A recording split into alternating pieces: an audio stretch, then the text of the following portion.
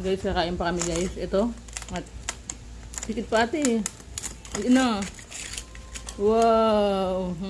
Ang ganda yung sa mold.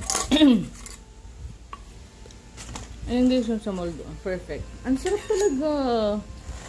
Iba yung lasa niya compare sa mga dati kong ginagawa. Paano nangyari yun? Hindi pa siguro ako ganun ka-confident before.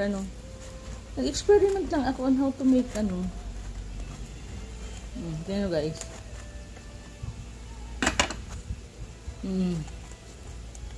O diba? Tingnan nyo guys. Achieve na bread na siya.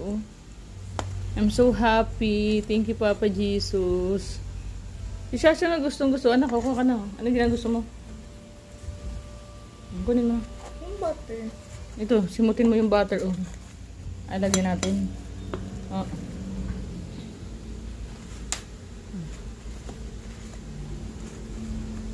Ito ibibig, isasalang ko pa lang yun guys. Gusto masarap? So guys, your approval. Thumbs up. Thumbs up.